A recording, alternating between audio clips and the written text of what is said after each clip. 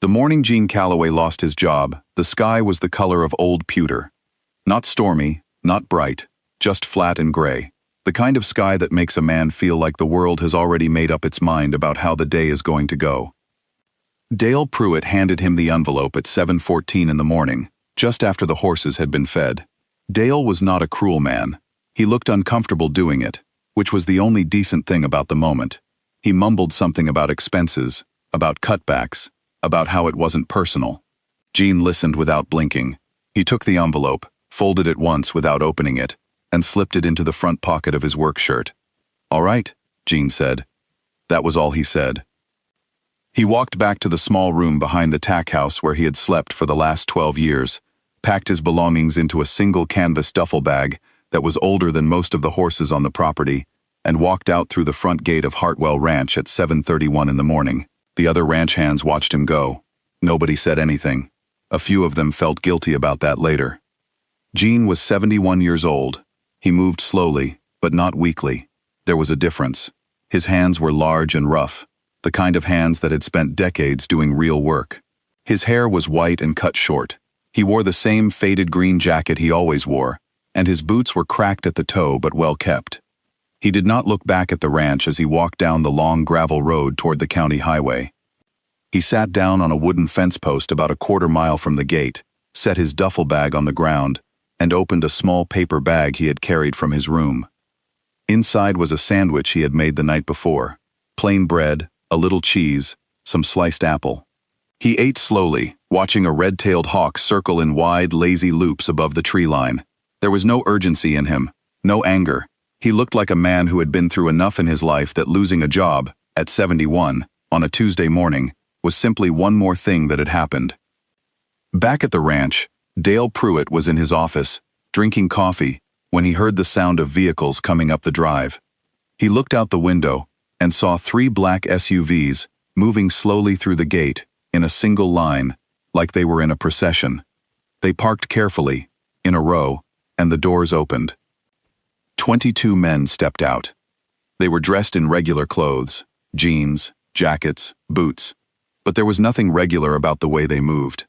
They were disciplined in a way that only certain people are disciplined, the kind that comes not from trying to look a certain way, but from years of having to be a certain way. Some of them were in their 30s, some were closer to 60.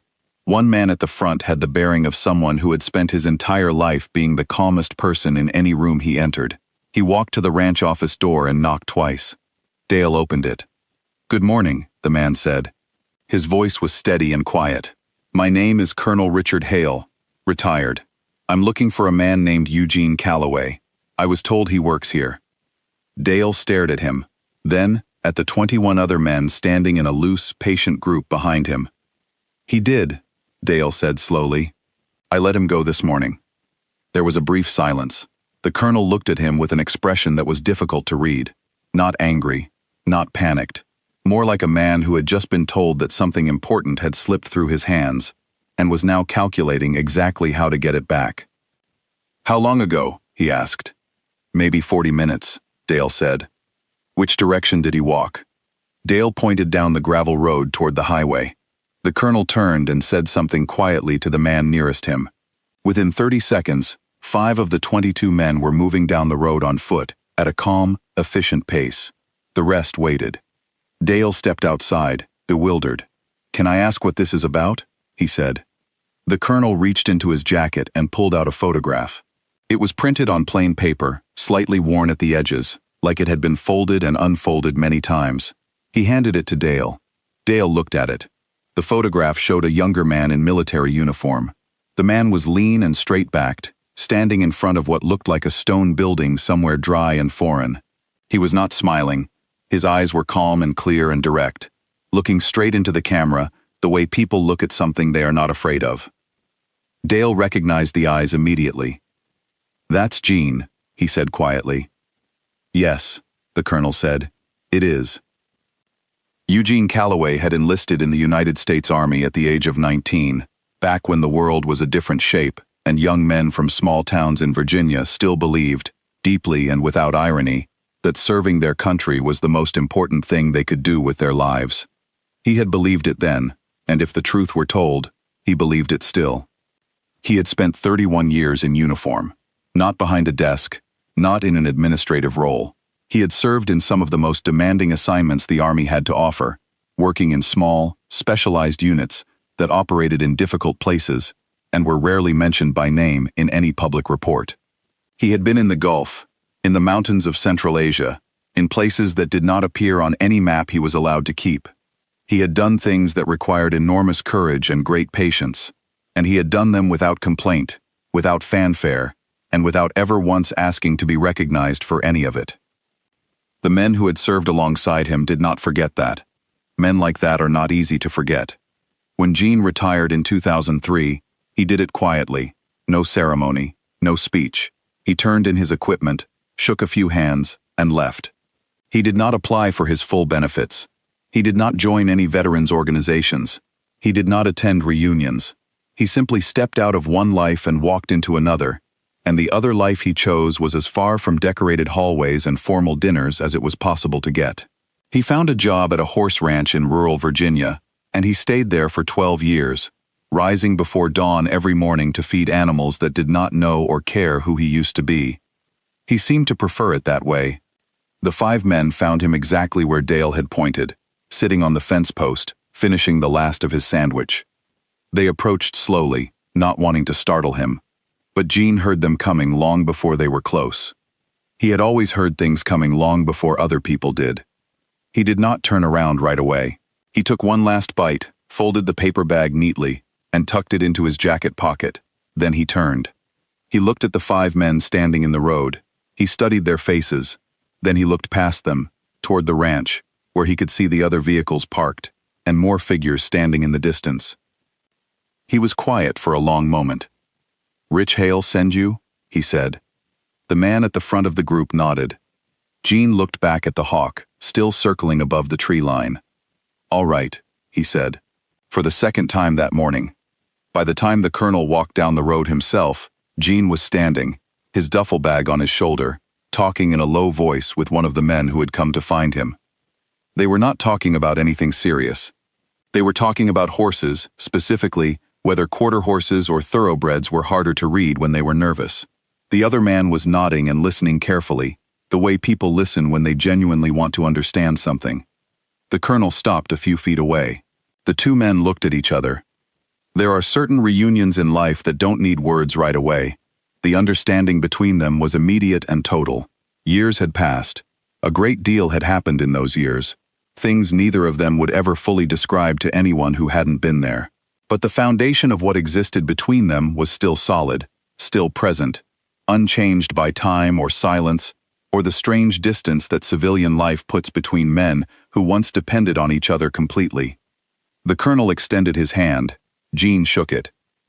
"You're not easy to find," the colonel said. "I wasn't trying to be found," Gene said. "I know that."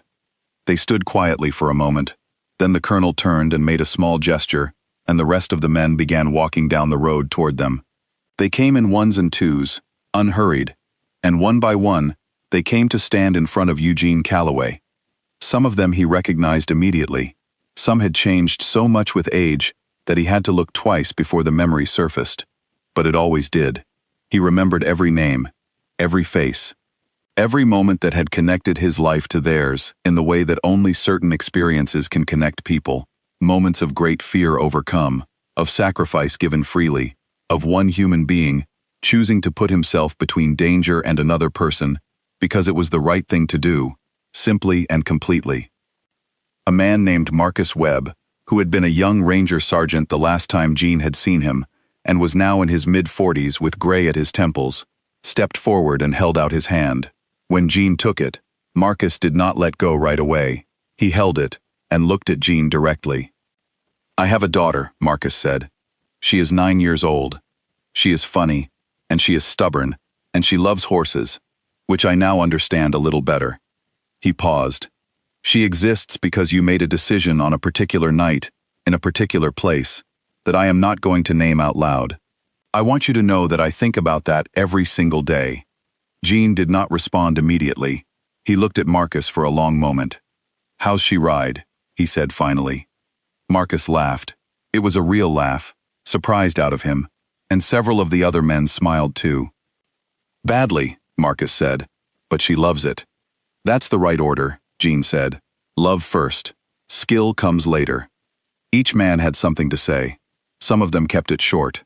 A handshake, a nod, a few words. Others needed a little longer. None of them were embarrassed by what they felt. These were not men who had lived soft lives, and they were not men who confused emotion with weakness. They had come a long way to stand in front of this old man on a country road, and they had done it because they believed it mattered, because they believed that some debts should be spoken out loud, even when the person you owe them to has never asked for anything. Gene listened to all of them. He looked each one in the eye. He did not rush anyone, and he did not deflect the weight of what they were saying with false modesty or jokes. He simply received it, the way a man receives something he has waited for, without knowing he was waiting.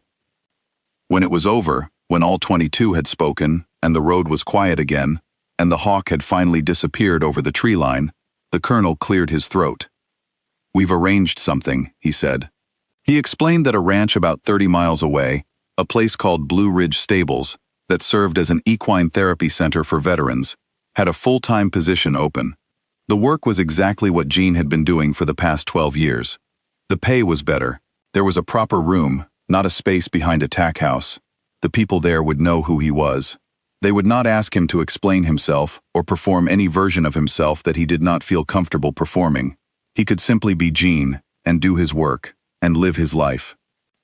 Gene listened to all of this without interrupting.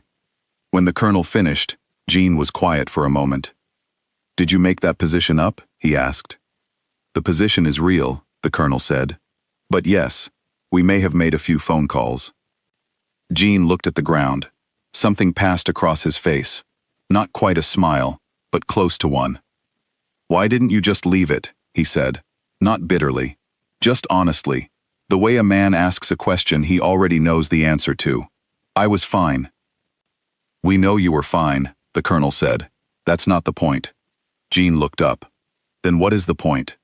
The colonel thought about it for a moment. He was not a man who spoke carelessly, and he did not answer quickly. "The point," he said, "is that we wanted you to know that we remember. Not because you need us to, not because it changes anything for you, but because it is true, and true things should be said out loud when you have the chance to say them." He paused. "You spent your whole career making sure other people got home. We just wanted to make sure you knew that somebody noticed." The road was very quiet. Somewhere in the trees, a bird called once and then went still. Gene picked up his duffel bag. He looked at the 22 men standing around him on a Tuesday morning on a county road in Virginia, men who had driven through the night, or boarded early flights, or rearranged their entire week to be in this one place, at this one time, for no reason except to stand in front of an old man and say, "We remember you. We never forgot." He nodded once. "All right," he said, the third time that morning, but this time it sounded different. This time, it sounded like something being accepted. They drove him to Blue Ridge Stables that same afternoon. He was given a room with a window that looked out over a wide, grassy paddock where 2 bay horses stood in the late afternoon sun.